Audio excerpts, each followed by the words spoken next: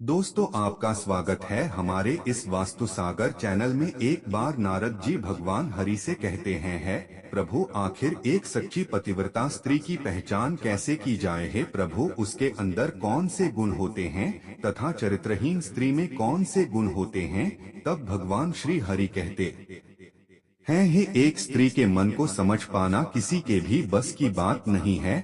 आपको इस प्रश्नों के योग्य उत्तर देवी लक्ष्मी ही दे सकती है।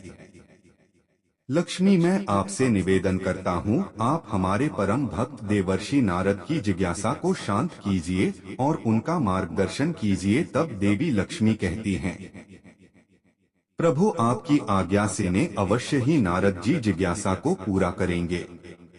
देवर्षि नारद, जिसकी नारी के अंदर यह 3 लक्षण होते हैं, उस स्त्री का वंश शुद्ध होता है, उसके घर पर लक्ष्मी निवास करती है। उस नारी के पति के साथ ही पिता के भी इन दोनों कुल के लोगों को स्वर्ग की प्राप्ति होती है।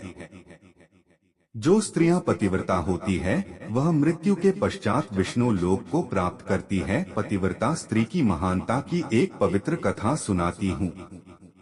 हे देवर्षि नारद, प्राचीन काल की बात है। मध्य देश में एक अत्यंत शोभायमान नगरी थी।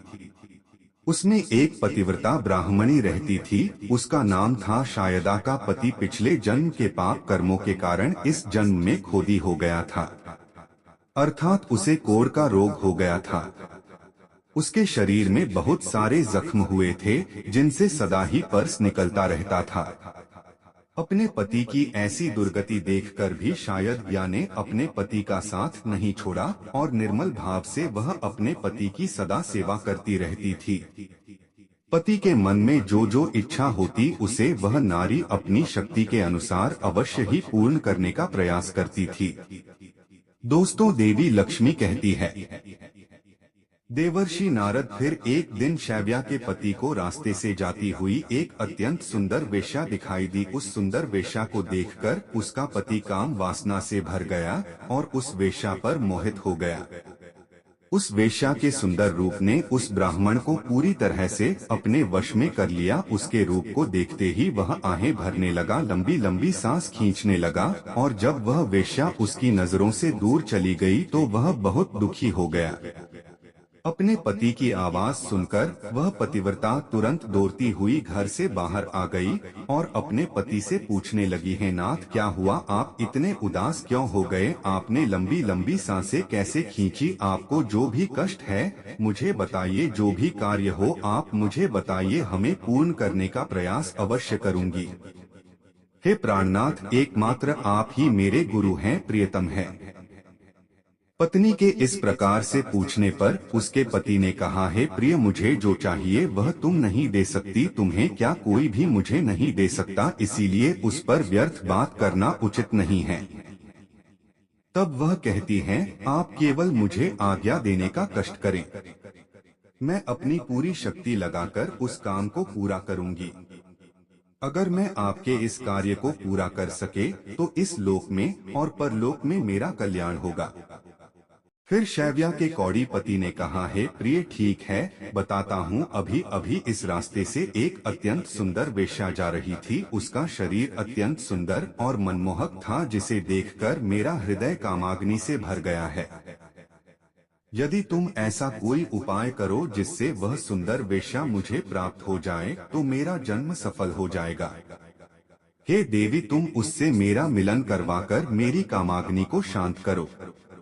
पति के द्वारा ऐसा कहने पर वह शैव्या अत्यंत दुखी हुई और बोली, हे नाथ, आप धैर्य रखिए, मैं आपके इस कार्य को अवश्य सिद्ध करेंगे और उस वेश्या से आपका मिलन करवाएंगे। इतना कहकर उस पतिव्रता नारी ने मन ही मन कुछ विचार किया और फिर रात्रि के अंतिम प्रहर में उठकर वह गोबर और झाड़ू लेकर घर से चली गई। दोस्तों, देवी लक्ष्मी कहती है, देवर्षि नारद जाते समय उसके मन में बड़ी प्रसन्नता थी। फिर वह उस वेश्या के घर पर पहुंच गई और उसने उस वेश्या के घर के आंगन में झाड़ू लगाया और गोबर से लीपकर उसका आंगन अत्यंत सुंदर बना दिया। इस प्रकार से उस पतिव्रता स्त्री ने 3 दिनों तक उस वेश्या के घर के आंगन में झाड़ू लगाया और गोबर से लीपकर उसका आंगन स्वच्छ किया। उधर वह वेश्या अपने आंगन को देखकर अपने सेवकों से पूछने लगी, अरे वाह, आज आंगन की इतनी बढ़िया सफाई किसने की है? फिर वेश्या के सेवकों ने कहा, हे वेश्या, घर के आंगन की सफाई तो हमने नहीं की, हमारे जागने से पहले ही कोई इस आंगन की सफाई करके चला जाता है। सेवकों की बात सुनकर वेश्या को बड़ा आश्चर्य हुआ और वह सोचने लगी कि आखिर कौन आकर उसके घर के आंगन को साफ कर रहा है। फिर उसने जानने के लिए रात भर जागरण किया और छिप कर देखने लगी। तभी उसने देखा कि रात्रि के अंतिम प्रहर में ब्राह्मणी आकर उसके घर के आंगन को साफ कर रही। ब्राह्मणी को देखते ही वह वेश्या बोली, हाय हाय, हे देवी, आप यह क्या कर रहे हो? क्यों मुझ पापी स्त्री के घर का आंगन साफ कर रही हो? मुझे क्षमा करो, आप यह काम मत करो। इतना कहकर उस वेश्या ने उस ब्राह्मणी के पैर पकड़ लिए और कहा, हे पतिव्रत है, आप क्यों मेरी आयु, यश, संपत्ति, कीर्ति का विनाश करने की चेष्टा कर रहे हो? मैंने कौन सा अपराध किया है? ही साध्वी, आपको जो चाहिए वह मांगा, न बिना सोचे ही आपको दे दूंगी, किंतु आपको यह कार्य शोभा नहीं देता है। तब उस पतिव्रता ने उस वेश्या से कहा, हे सुंदरी, मुझे धन की लालसा नहीं है, किंतु तुम्ही से मुझे कुछ काम है। यदि तुम करोगी तो मैं बताती हूँ। यदि तुम उस कार्य को पूर्ण करोगे तो मेरे मन को शांति मिलेगी और तभी मैं समझूंगी कि तुमने मेरा सारा मनोरथ पूर्ण कर दिया। फिर वह वेश्या बोली, हे पतिव्रत है, अब जल्दी बताइए, मैं वचन देती हो आपका जो भी अभीष्ट कार्य है उसे मैं अवश्य पूर्ण करेंगे। माता जी, आप महान पतिव्रता है, आपका कार्य करोगे तो मेरे सभी पाप नष्ट हो जाएंगे। आपके चरण छू लेने से ही न पाप से मुक्त हो चुकी हूँ। कृपया आप जल्दी बताइए, मैं आपकी किस प्रकार से मदद कर सकती हो? फिर उस पतिव्रता ने लजाते हुए कहा, हे सुंदरी, कुछ दिनों पहले मेरे पति की नजर तुम्हारे शरीर पर पड़ी थी, जिसे देखकर वे तुम्हारे शरीर के मोह में पड़ गए हैं और तुमसे से मिलन करने की इच्छा कर रहे हैं। इतना सुनकर वह वेश्या चौंक गई और कुछ क्षणों तक विचार करने लगी। उसे उस दुर्गंध युक्त घोड़ी पुरुष के साथ संबंध बनाने की बात सोचकर बड़ा दुख होने लगा। वह वेश्या उस पतिव्रता से बोली, हे देवी, अगर तुम तुम्हारे पति को लेकर मेरे घर पर आ जाओ, तुम्हें एक दिन के लिए उनकी इच्छा अवश्य पूर्ण करूंगी।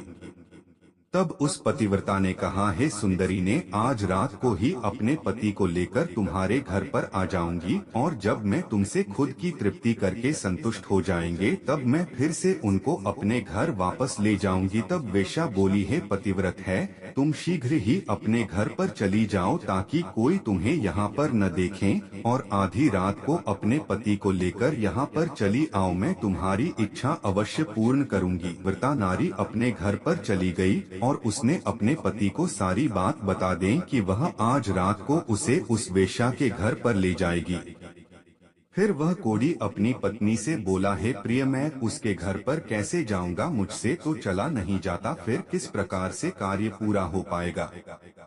तब पतिव्रता बोले, हे प्राणनाथ, आप चिंता न करें, मैं आपको अपनी पीठ पर बिठाकर लेकर जाऊंगी और जब आपका कार्य पूर्ण हो जाएगा तब आपको वापस ले आऊंगी। इतना सुनकर वह ब्राह्मण बहुत खुश हुआ और अपनी पत्नी से बोला, हे कल्याणी, तुम एक महान नारी हो, तुमसे मैं अति प्रसन्न हो, तुम्हारे कारण मेरा कार्य पूर्ण हो जाएगा। वह पति को के जाने लगी। रास्ते में एक जगह पर परम तेजस्वी मांडव्य ऋषि को गलती से चोर समझकर राजा ने शुल्क पर चढ़ाया हुआ था। वसूल मांडव्य ऋषि के आर पार गया था, किंतु फिर भी वे जीवित थे और अपनी तपस्या में लीन हो गए थे।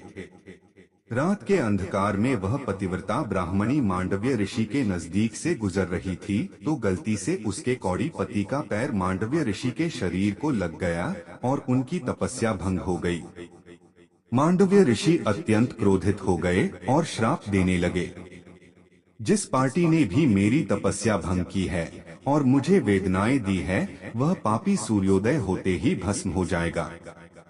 ऋषि मांडव्य ने श्राप देते ही पकौड़ी जमीन पर गिर पड़ा। ऋषि मांडव्य का श्राप सुनते ही उस पतिव्रता को बहुत दुख हुआ और वह कहने लगी, आज से 3 दिनों तक सूर्य का उदय ही न हो। इतना कहकर वह पतिव्रता अपने पति को लेकर घर चली गई और अपने पति को शैया पर लिटाकर उसके पास बैठ गई। दोस्तों, देवी लक्ष्मी कहती है, ये देवर्षि नारद पतिव्रता की वाणी में इतनी शक्ति होती है कि वह जो भी कहती है वह सत्य हो जाता है और पतिव्रता के कहने पर साक्षात सूर्य देव को भी उसकी इच्छा का पालन करना पड़ता है, क्योंकि स्वयं भगवान विष्णु ने ही पतिव्रता स्त्रियों को यह वरदान दिया है कि वे जो कि वह अवश्य ही सिद्ध हो जाएगा।